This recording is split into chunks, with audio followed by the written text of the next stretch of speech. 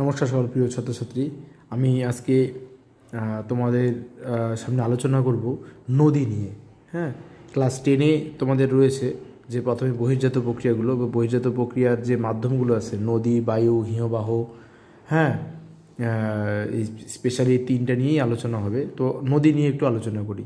তো চলো একটু অনেকটা গল্পের মতনই যে নদীর যেই বিষয়গুলো খুব ভালোভাবে একটু দেখতে হবে। সেই বিষয়গুলো হলো, দেখো প্রথমে কি নদী অববাহিকা। যে নদী অববাহিকা কি, দেখো একটা নদী, প্রধান নদীর সঙ্গে কিন্তু অসংখ্য নদী বা ছোটো ছোটো নদী থাকে। তাদের কি কী বলা হয়? উপনদী। একদম মনে করো কোনো একটা অঞ্চলে যতগুলো নদী আছে, একটা মনে করো একটা এই পার্বত্য নদী তো অ্যাকচুয়ালি পর্বত থেকে আসে। এবার মনে করো পর্বত অঞ্চল থেকে কোনো একটা নদী আসলো, তো এই যে নদী আসবে এবং এর সঙ্গে অসংখ্য উপনদী, একদম পার্বত্য অঞ্চলে কিন্তু অসংখ্য উপনদীর শাখা নদী আছে, মিলিত হয়ে একসঙ্গে একদম তারপরে গিয়ে এইভাবে প্রবাহিত হয়ে গিয়ে তারপরে কিন্তু গিয়ে একদম সমুদ্রে মিলিত হয়। তাহলে কি নদী অভিকে কী বলতো, যে প্রধান নদী ও তার উপনদী এবং এখানে কিন্তু অনেক সময় কোনো কোনো নদীতে শাখা নদীও আছে, কিন্তু মানে শাখা নদী গিয়ে যেরকম গঙ্গার শাখা নদী আছে, পদ্মা, তারপরে এই কী বলে ভাগীরথী। তো এই যে উপনদী তাহলে নদীর কী কী নদী আছে? উপনদী আছে, আবার শাখা নদী আছে।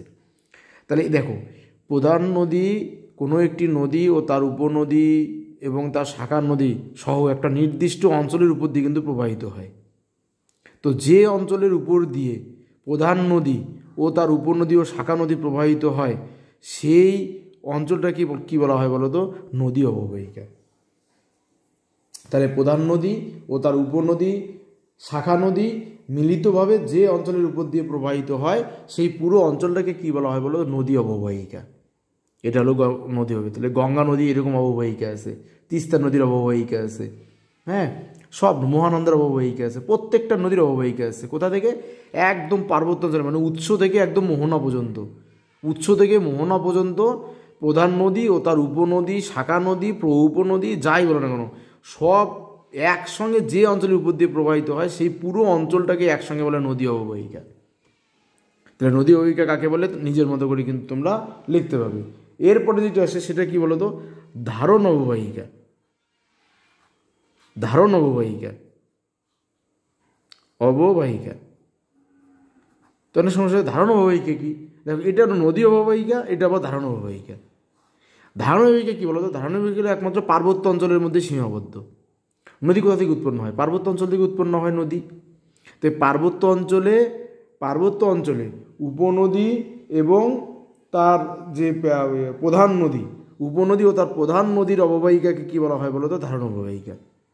তাহলে শুধু পার্বত্য অঞ্চলে উপনদী আর প্রধান নদীর যে অঞ্চল দিয়ে প্রবাহিত হয় সেই পুরো অঞ্চলটাকে বলা হয় কী বলো তো? ধারণ অববাহিকা। হ্যাঁ, তাই তোমরা মনে রাখবে, যদি কখনো বলে যে ধারণ অববাহিকা কী, যে ধারণ অববাহিকা হলো উচ্চভূমি বা পার্বত্য অঞ্চলে উপনদী এবং উপনদীগুলি এবং প্রধান নদী যে অঞ্চলের উপর দিয়ে প্রবাহিত হয় সেই সমগ্র অঞ্চলটিকে কি বলা হয়? ধারণ অববাহিকা। ঠিক আছে? তাহলে ধারণ অববাহিকা কী বলো তো? ধারণ অববাহিকার উপরে কিন্তু নদীতে কেমন জল আসবে, একটা নদী কত বা তার জল প্রবাহমান হবে পুরোপুরি কিন্তু নির্ভর করে কিন্তু ধারণ অববাহিকার উপর। তাহলে দেখো নদী অববাহিকা ধারণ অববাহিকার মধ্যে পার্থক্য আছে। নদী অববাহিকা একদম পুরো অঞ্চলটা, একদম উৎস থেকে মোহনা পর্যন্ত পুরো অঞ্চলটা হলো কি বলতো? নদী অববাহিকা। আর ধারণ অববাহিকা শুধু পার্বত্য অঞ্চলের মধ্যে সীমাবদ্ধ। পার্বত্য অঞ্চলে এই উপনদীগুলি আর প্রধান নদীর অববাহিকাকে বলা হয় ধারণ অববাহিকা। ঠিক আছে? আচ্ছা, এইখানটা আরও কি আছে দেখবে, একটা আছে জলবিভাজিকা।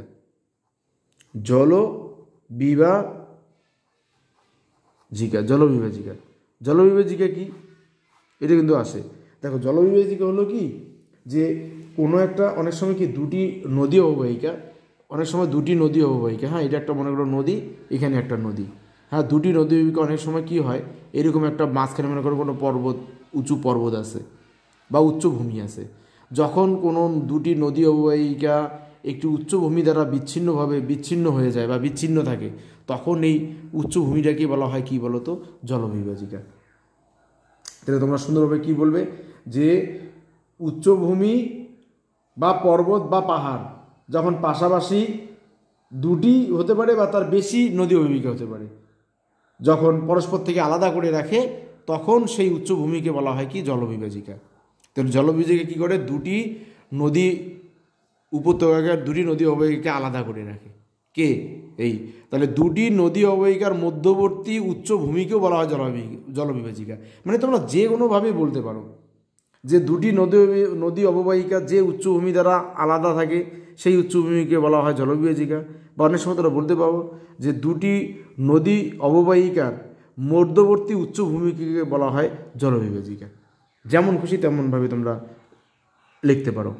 তাহলে নদী অববাহিকা, ধারণ অববাহিকা, জলবিভাজিকা। আরেকটা আছে যে আদর্শ নদী। হ্যাঁ, আদর্শ নদী। আদর্শ নদী বলার আগে তোমাদেরকে বলবো যে নদীর না তিনটা গতি আছে। নদীর গতি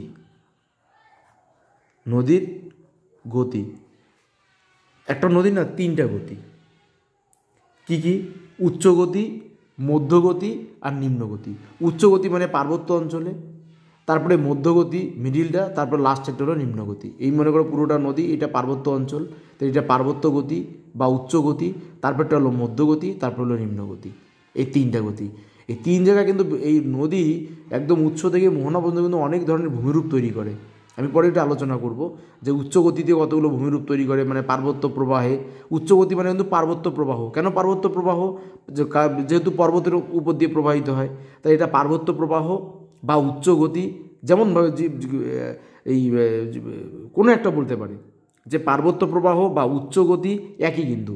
তো পার্বত্য প্রবাহে বা উচ্চ গতিতে কিন্তু অনেক ধরনের ভূমিরূপ তৈরি হয়। তারপরে হলো মধ্যগতি, লাস্টে হলো নিম্নগতি। তাহলে একটা নদীর কয়টা গতি? তিনটা গতি। কয়টা? তিনটা গতি। উচ্চ গতি, মধ্যগতি, আরেকটা কি নিম্নগতি। এই তিনটা। হ্যাঁ, তো আদর্শ নদী কী বলো তো? কোনো একটা নদীর গতিপথে, কোনো একটা নদীতে যখন এই উচ্চগতি, মধ্যগতি, নিম্নগতি তিনটা গতি সুস্পষ্টভাবে পরিলক্ষিত হবে তখন সেই নদীকে বলা হবে আদর্শ নদী। যেরকম গঙ্গার মধ্যে একদম উচ্চগতি, মধ্যগতি, নিম্নগতি সবই আছে। এর জন্য গঙ্গা কী বলো তো? একটা আদর্শ নদী। উচ্চগতিতে সবথেকে বেশি কী হয় বলো তো? ক্ষয় কাজ। আর এই কী বলে, মধ্যগতিতে হয় বহন কাজ। হ্যাঁ, তাহলে নদীর যে তিনটা গতি, উচ্চগতি, মধ্যগতি, নিম্নগতি। উচ্চগতিতে কী হয়? ক্ষয়। আর মধ্যগতিতে কী হয়? বহন, মানে বইয়ে নিয়ে যায়, কিছু কিছু জমা হয়। আর নিম্নগতিতে কী বলো তো? সঞ্চয়। এই তিনটা কিন্তু একটু জেনে রাখবে। উচ্চগতি, মধ্যগতি, নিম্নগতি। উচ্চগতিতে কী হয়? ক্ষয় কাজ। মধ্যগতি কী হয়? বহন কাজ। নিম্নগতি কী হয়? সঞ্চয় কাজ। এই নদীর এই তিনটা গতি, উচ্চগতি, মধ্যগতি, নিম্নগতি, ক্ষয়, বহন, সঞ্চয়, যে নদীর মধ্যে পরিলক্ষিত হয় সুস্পষ্টভাবে সেই নদীকে বলা হয় আদর্শ নদী। যেরকম কে? গঙ্গা। তো এইটা কিন্তু নদীর এই জায়গাগুলো কিন্তু একটু মনে রাখবে। হ্যাঁ, আচ্ছা, এইখানটা আরেকটা জিনিস মনে রাখবে। 6 নম্বর দিয়ে আমি আরেকটা বলি। দেখবে তোমরা পাবে একটা যে এই ষষ্ঠ ঘাতের সূত্র। কি এটা? ষষ্ঠ ঘাতের সূত্র। ষষ্ঠ ঘাতের সূত্র। এটা অনেক সময় আসে, ষষ্ঠ ঘাতের সূত্র। হপকিন্স বলে একজন আছে, হপকিন্স, উনি এই সূত্রের প্রবক্তা। হপকিন্স, কি নাম? হপকিন্স হলো ষষ্ঠ ঘাতের সূত্রের প্রবক্তা। এবার ষষ্ঠ ঘাতের সূত্রটা কি? দেখো, নদীর গতিবেগ যদি বাড়ে তাহলে নদীতে তো কী আছে? নুড়ি, কাকর, বালি, কাদা, পাথর টাথর সব আছে কিন্তু। এবার নদীর সঙ্গে কিন্তু সব আসে, এই নুড়ি, কাকর, বালি, কাদা সব আসে। এবার সব ধীরে ধীরে আসে। এইবার নদীর গতিবেগ যদি বেড়ে যায়, মানে নদীতে গতিবেগ কখন বাড়ে? যখন নদীতে অনেক জল আসবে তখন নদীর গতিবেগ বেড়ে যাবে। যে নদীর গতিবেগ যদি বেড়ে যায় তাহলে বহন ক্ষমতা বাড়বে না কমবে? বেড়ে যাবে, বেশি করে নিয়ে যাবে। নদীর গতিবেগ যদি বেড়ে যায় তাহলে বেশি করে নিয়ে যাবে নদী।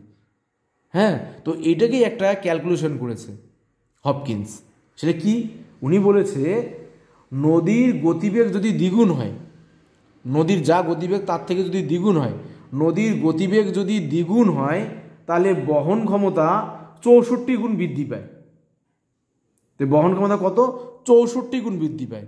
2 টু দি পাওয়ার 6, মানে কি 2 ইন্টু 2 ইন্টু 2 ইন্টু 2 ইন্টু 2, 1 2 3 4 5 আর একটা 2, তারপরে 6টা 2 গুণ করলে কত হবে? 64। 2 দুগুণা 4, 4 দুগুণা 8, 8 দুগুণা 16, 16 দুগুণা 32, 32 দুগুণা 64। তাহলে কত গুণ বৃদ্ধি হবে? 64। তো তোমরা কি বলবে? যে নদীর গতিবেগ দ্বিগুণ হলে, নদীর গতিবেগ যদি দ্বিগুণ হয়, 2 গুণ হয়, কি? নদীর গতিবেগ যদি দ্বিগুণ হয়, 2 গুণ হয়, তাহলে বহন ক্ষমতা কত গুণ বৃদ্ধি পাবে? 2 টু দি পাওয়ার 6, মানে 64 গুণ বৃদ্ধি পাবে। একে বলা হয় কি বলতো? ষষ্ঠ ঘাতের সূত্র। কে প্রবর্তন করেছেন? হপকিন্স। তা তোমরা যদি বলে ষষ্ঠ ঘাতের সূত্র কি, তোমরা বলবে যে নদীর গতিবেগ যদি দ্বিগুণ বেড়ে যায়, তাহলে বহন ক্ষমতা 64 গুণ বৃদ্ধি পাবে। একে বলা হয় ষষ্ঠ ঘাতের সূত্র।